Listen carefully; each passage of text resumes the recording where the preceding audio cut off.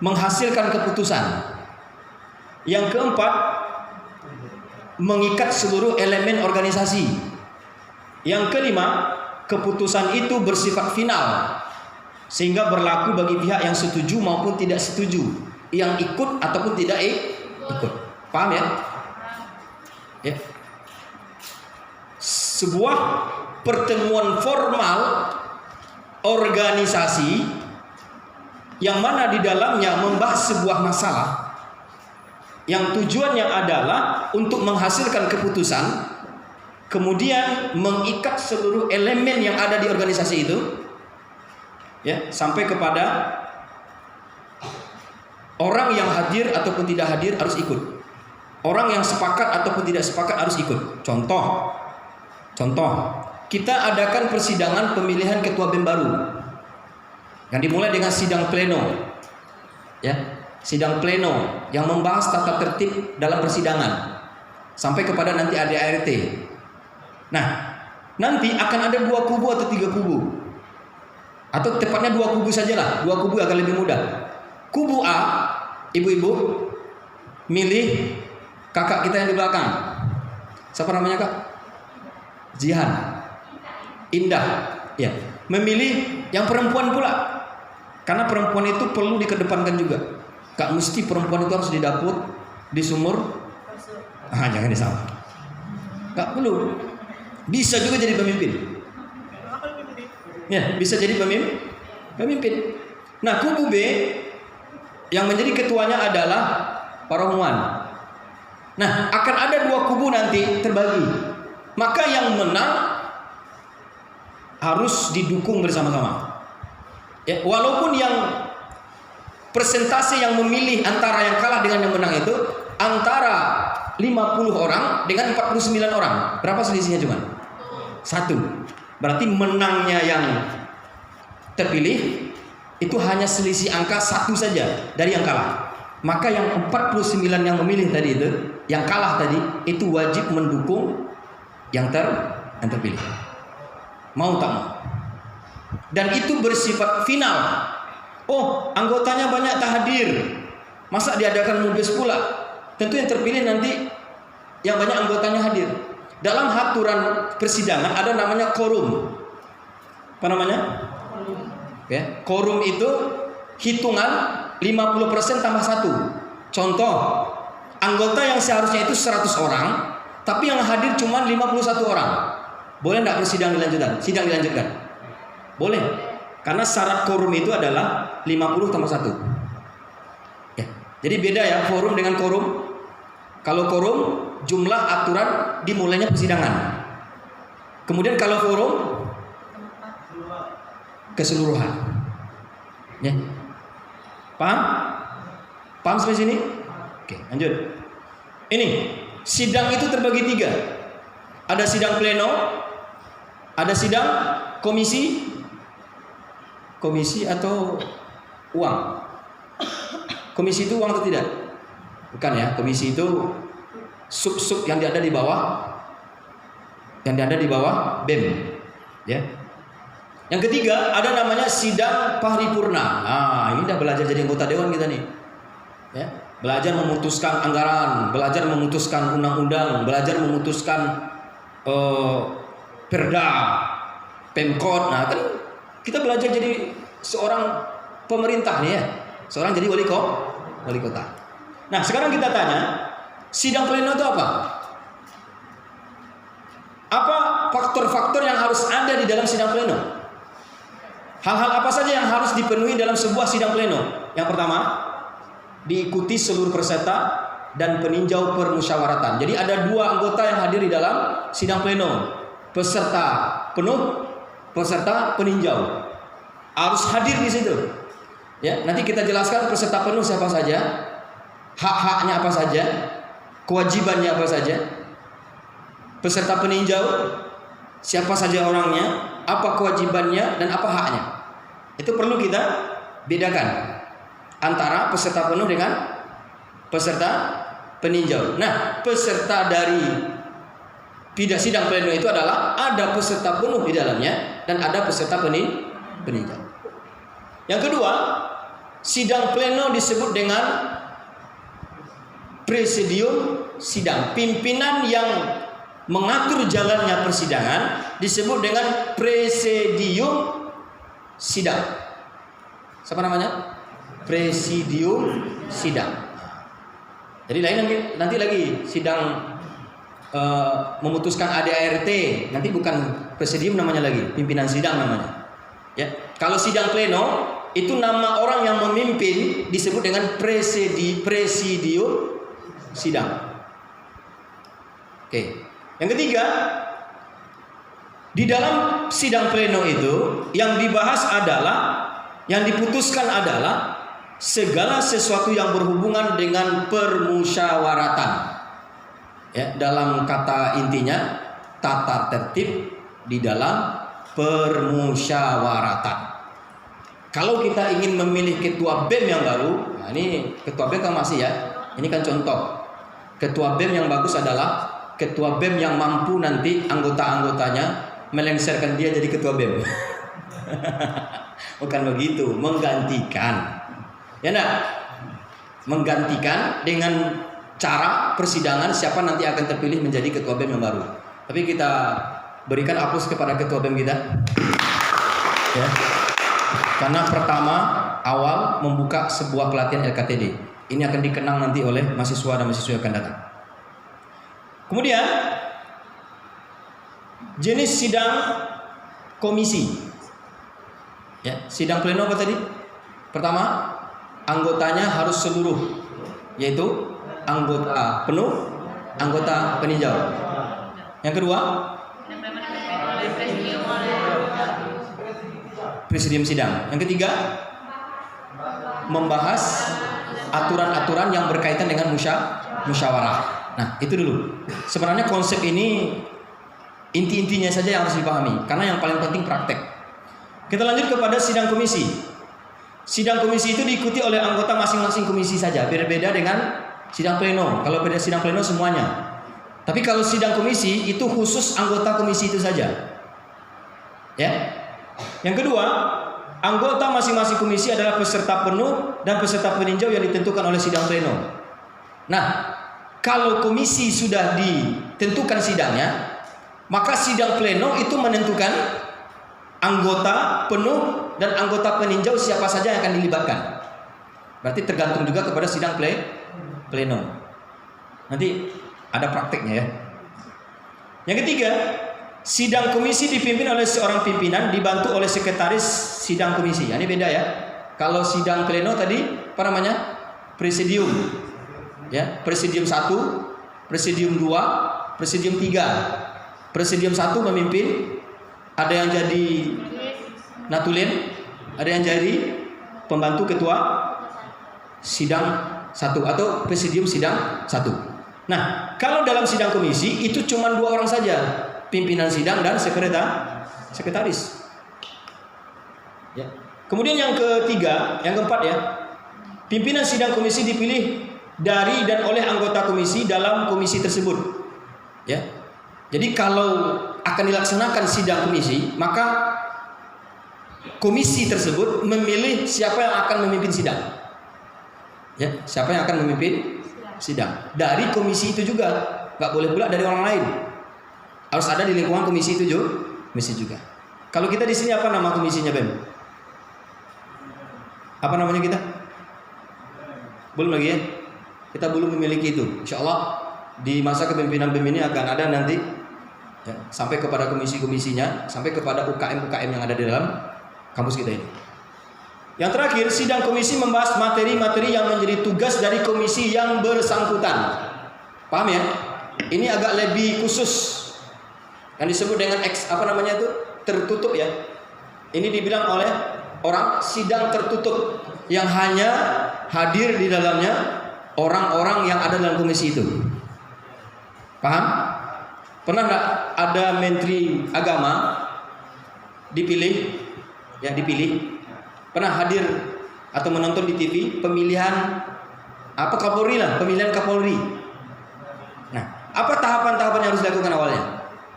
Pertama, sidang pleno.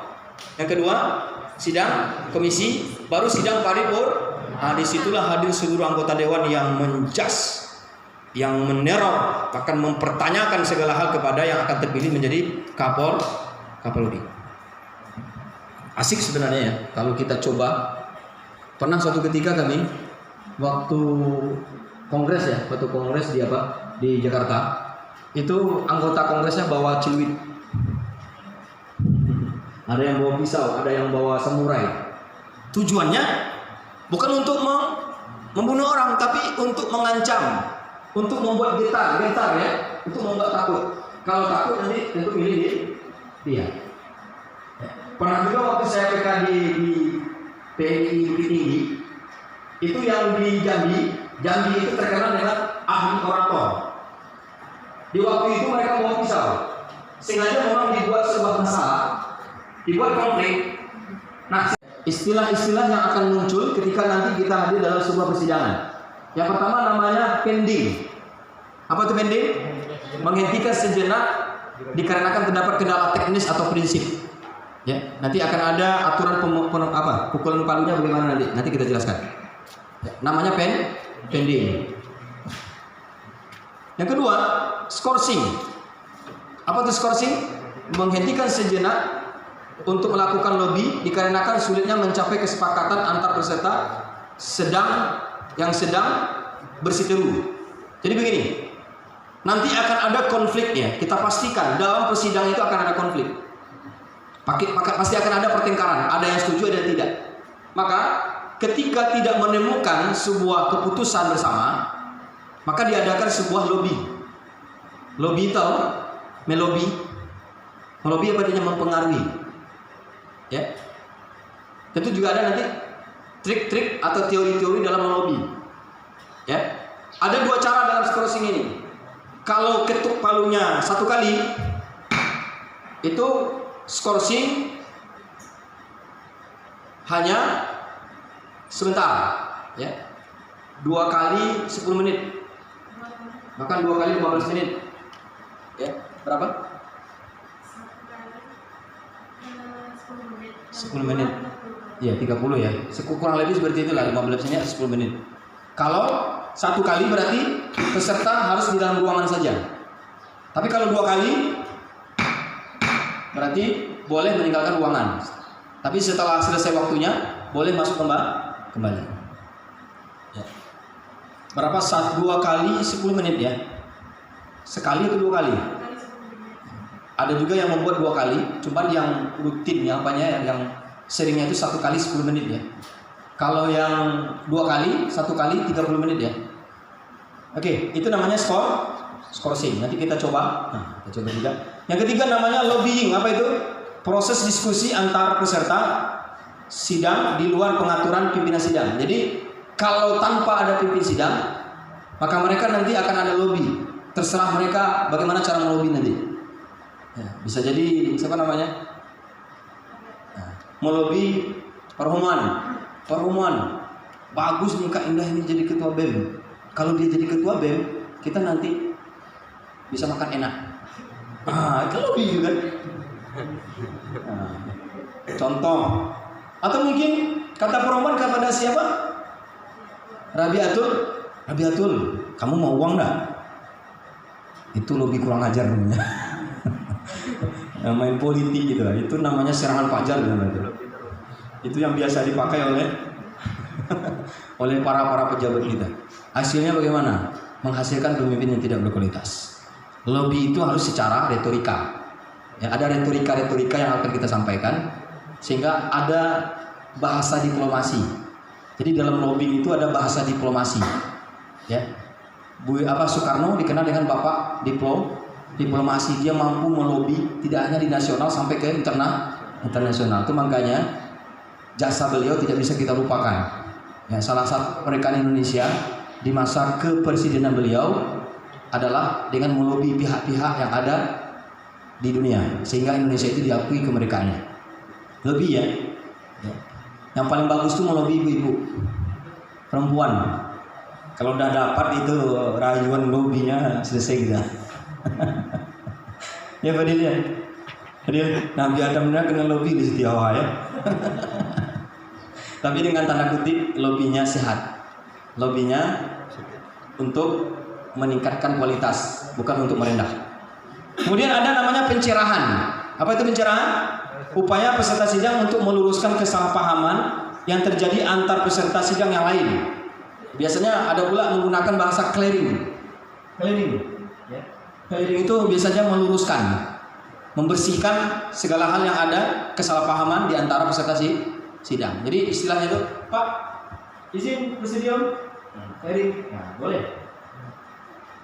Ya. Kalau diizinkan oleh pimpinan sidang, maka dilaksanakan. Lanjut, voting. Apa itu voting? Proses pengambilan keputusan berdasarkan suara terbanyak setelah jalan musyawarah mengalami kebutuhan. Jadi kalau musyawarah buntu, maka apa yang dilakukan? Voting. Berbeda dengan orang kampung kita ya, main tunjuk-tunjuk aja. Tuh ketua tuh. Ya. Akhirnya gimana? Terpilih jadi ketua, akhirnya tidak bisa menjalankan tugas. Ya. Jadi voting ini salah satu solusi untuk bisa memilih siapa yang akan kita tunjuk menjadi ketua. Dan perlu kita ketahui, voting ini juga memiliki trik. Terkadang kalau tidak ada trik, bisa salah di dalam pemotingan. Ya. Tapi kalau bisa secara aklamasi, alhamdulillah ya. Kalau bisa terpilih secara aklamasi, berarti secara kesepakatan bersama. Oh itu aja lah, itu aja lah. Boleh. Tapi kalau nggak bisa, voting. Lanjut, quorum. Apa itu quorum? Syarat jumlah peserta sidang dimulai agar keputusan dapat dianggap sah. Tadi saya sudah sampaikan, quorum itu syarat agar persidangan bisa dilanjutkan atau dimulai. Ya, dimulai ya. Dan persidangan akan dianggap sah kalau itu terpenuhi. Ingat, kalau kurang dari 50% jalan juga sidang, berarti keputusan itu tidak akan dianggap. Ya, kan ada pula yang anggotanya saja yang ikut sidang. Anggotanya tidak mencukupi pada syarat untuk persidangan dimulai, maka keputusan itu wajib kita tolak. Oke? Lanjut. Interupsi. Instruksi atau interupsi. Apa beda instruksi dengan interupsi? Kalau instruksi dari atas ke bawah, ya. Orang atas ke bawah atau bos ke bawahan. Kalau interupsi dari bawah ke atas. Interupsi. Nanti ada juga bahagian-bahagian dari interupsi ini, nanti kita jelaskan. Kemudian yang ke-8, prosidang. Apa itu prosidang? Hasil ketetapan sidang atau musyawarah yang telah dibukukan secara tertulis, namanya apa? Prosidang. Jadi keputusan musyawarah atau sidang sudah ada, maka dibukukan ke dalam sebuah buku, maka namanya adalah prosidang. Yang terakhir adalah konsideran. Apa itu konsideran? Proses menimbang dalam menetapkan putusan sidang. Ya, memperhatikan, menimbang, memutuskan. Itu namanya apa tuh? Konsideran. Sampai di sini paham? Ya, ini kerjaan kita sehari-hari. Ya enggak? Ya kan? Ya, apalagi melobi. Nah, tukang lobby suka mending-mending ya, pending sikit. Ya. Perempuan yang suka mending lah, kasihan laki-lakinya. Kalau bisa, kalau tidak bilang tidak, kalau iya sampaikan iya. Nah, tapi salah laki-laki tidak bisa menebak apa yang diinginkan wanita. Lanjut. Yang ke-10, deadlock. Apa itu deadlock? Suatu keadaan di mana musyawarah tidak menemui jalan sepakat. Apa namanya? Deadlock. Apa deadlock? Apa bahasa Inggrisnya dia? Deadlock. Jadi ketika memang secara musyawarah tidak bisa ada keputusan, voting juga tidak ada, maka itu disebut dengan deadlock. Kemudian yang namanya walkout. Ya kan ada tuh. Partai PKS, fraksi PKS walk out dari ruangan sidang paripurna. Berarti dia tidak sepakat atas keputusan pemerintah itu. Kalau masalahnya itu publikasi manfaat untuk mereka masuk ke TV. Tapi kalau tidak, mereka sembunyikan. Itu kurang hajarnya. Yang kedua, aklamasi. Oke, apa yang pertama? Pen. Apa yang kedua? Skorsing. Apa yang ketiga? Apa yang keempat? Apa yang kelima? Apa yang keenam? 7. Yang ke-8? Yang ke-9? Yang ke-10? Yang ke-11? 9 ya? 10 ya? 10? Yang 11? Yang ke-12? Oke, kita jeda sedikit karena yang telat sudah hadir di depan kita. Kita minta untuk bercerita sedikit. Assalamualaikum warahmatullahi wabarakatuh.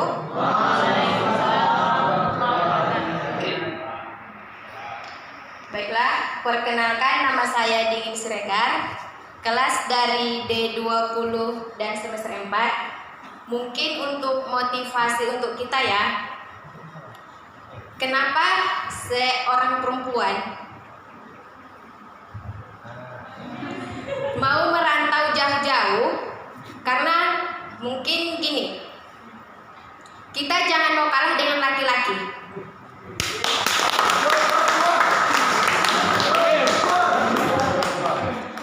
Jadi kalau laki-laki itu merantau kuliah dengan uang biaya sendiri itu biasa. Tapi jika kita membuktikan kita perempuan merantau jauh-jauh, kerja, kuliah sendiri, cari makan sendiri, kalau bisa membantu orang tua itu adalah suatu hal yang luar biasa. Hidup perempuan. Jadi untuk perempuan yang merantau, semangat untuk pejuang toganya. Masya Allah. Assalamualaikum warahmatullahi wabarakatuh.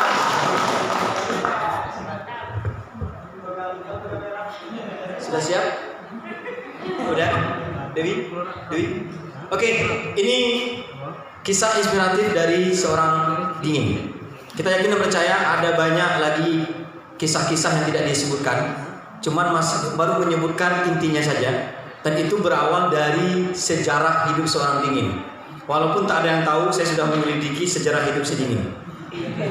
Dalam tanda kutip, saya sudah mendengar juga bagaimana seorang wanita yang jauh dari kampung halamannya, yang jadi motivasi untuk adik-adiknya, mau merantau ke kota Pekanbaru ini. Kita beri tepuk tangan buat Dingin. Dwi, Bapak yakin Dwi memiliki sebuah inspiratif, cerita-cerita inspiratif yang ada dalam diri Dwi, tapi tidak disebutkan. Ya, sudah ada? Ada. Kalau tidak ada, kita suruh nyanyi nasid ya. Setuju ya? Untuk menghibur kita dengan sebuah suara emasnya. Ya, coba. Harus berani gitu. Ingat pengalaman hidup untuk orang Jawa. Oke, hidup semua.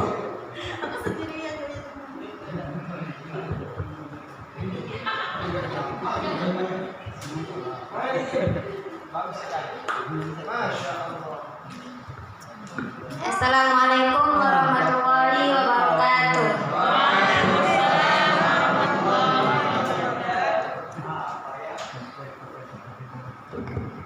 Perkenalkan, nama saya Mimatul Khairiyah Hasibuan, alamat Padang Lawas, Sumatera Utara. Kelas D20 Tata Muka semester 4. Dulu saya nggak ada niat kuliah. Iya serius, saya nggak ada niat kuliah. Pondok tamat dari pondok niatnya karena udah 7 tahun pisah sama orang tua, niatnya ingin dekat orang tua aja.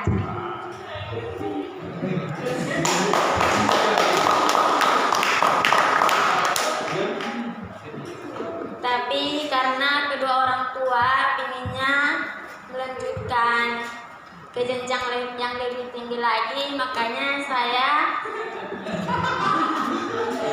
melanjutkan kuliah. Dan mungkin saya sampai ke Street Al-Kifayah ini dulu rencana ingin kuliah di UIN, Tapi karena memang di hati ini gak ada niat untuk kuliah, dan akhirnya pendaftaran tutup. Dan cerita saya masuk ke sini, ada kakak kelas mempromosikan kampus Al-Kifayah. Dia mempromosikan kuliahnya bisa diangsur dan bisa juga sambil kuliah sama kerja. Luar biasa. Karena itu saya langsung tertarik kuliah di sini. Assalamualaikum warahmatullahi wabarakatuh. Waalaikumsalam warahmatullahi wabarakatuh. Mantap ya untuk IIM. Tapi sekarang udah semangat kuliah ya? Insya Allah. Karena Stin Al-Kifayah ini banyak penyemangatnya. Oke, Dwi, boleh pantun.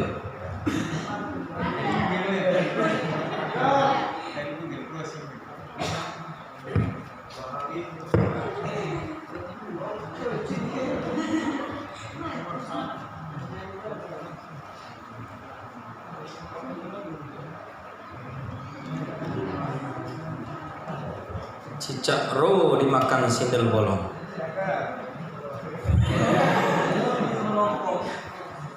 Jangan lamo-lamo dong. Pak Ujang bermain kendang, Bu Aminah membuat rendang.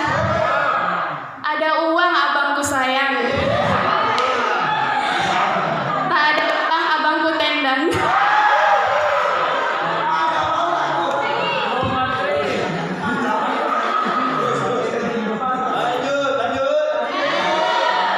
Habis mat sepah dibuang, habis gelap terbitlah terang, habis uang terbitlah ngutang, tak sanggup bayar boge melayang.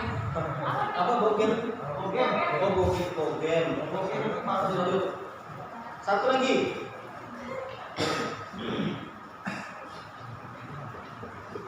Ya.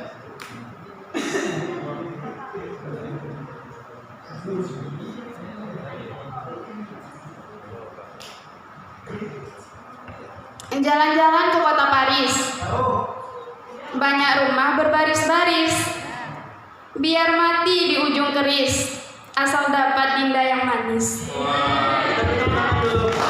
Ya. Buat Dwi yang mata duitan. Canda ya. Itu kan cuma pantun. Complak boleh tuh. Oke, kita lanjut. Ya, tadi sudah ada kesepakatan dengan Ketua BEM. Kita praktek sidangnya sesudah zuhur. Jadi sekarang kita kemudian kewajiban peserta penuh dan peserta peninjau. Tadi sudah saya jelaskan ya. Sekarang kita jelaskan dulu. Peserta dalam proses persidangan dibagi menjadi dua. Yang pertama, peserta penuh. Ya, ada berapa hak dia? Hak bicara, hak suara, hak memilih. Hak dipilih. Kita ulang. Peserta penuh haknya ada berapa? 4 ya. Hak bicara, hak suara, hak memilih, hak dipilih. Itu kalau peserta penuh. Ya. Kemudian peserta peninjau haknya cuman ya. Peserta penuh dan peninjau haknya apa? Berbicara. Ya, hanya untuk berbicara saja. Jadi jangan sampai kita cuma sebagai peninjau ngatur-ngatur orang pula. Jadi nanti akan ada vokarde atau tanda pengenal, di situ dituliskan peserta penuh. Ya, kalau peninjau dibuat juga peserta peninjau. Kita ulang. Peserta penuh haknya ada 4. Hak bicara, hak suara, hak memilih, hak dipilih. Kalau untuk peserta peninjau cuma hak bicara saja. Kemudian ingat, untuk kewajiban peserta penuh dan peserta peninjau sama. Yang pertama, menaati tata tertib persidangan atau permusyawaratan. Yang kedua, menjaga ketenangan persidangan. Ya, ada 2 ya, tata tertib harus dilaksanakan dan menjaga ketenangan dalam ruang persidangan. Sedangkan pimpinan sidang atau presidium idealnya itu terdiri dari 3 orang saja. 3 orang ya idealnya. Tapi kalau seandainya memang Tidak mungkin 3 orang, cukup 2 orang aja nggak apa-apa. Tapi yang penting adalah 2 orang. Kemudian idealnya terdiri dari 3 orang, yaitu presidium sidang dan anggota presidium. Berarti di kanannya ketua pimpinan ya, yang di kiri anggota, yang di kanan anggota, yang di kiri anggota juga. Cuma nanti berbeda fungsi ya, berbeda hak dan kewajibannya. Presidium sidang dipilih dari dan oleh peserta permusyawaratan melalui sidang pleno yang dipandu oleh panitia pengarah atau steering committee. Ya, ada nama SC, ada namanya OC ya. Ada SC apa? Steering committee. Apa bedanya tuh? Yang pernah PMI, HMI. Ini anggota-anggota kita ini ada yang PMI, ada HMI juga nih. Ya. Apa itu SC? Steering committee. Apa itu? Panitia pengarah. Ya. Ada OC, panitia inti. Jadi kalau untuk SC itu dia mengatur nanti di dalam sidang pleno siapa yang akan jadi presidiumnya dulu. Nah, di dalam presidium itu ditentukan nanti siapa yang akan memimpin sidang berikutnya. Bingung ya? Tapi insya Allah kalau praktek nanti tidak akan bingung lagi. Kemudian presidium sidang bertugas untuk memimpin dan mengatur jalannya sidang seperti aturan yang sudah disepakati bersama.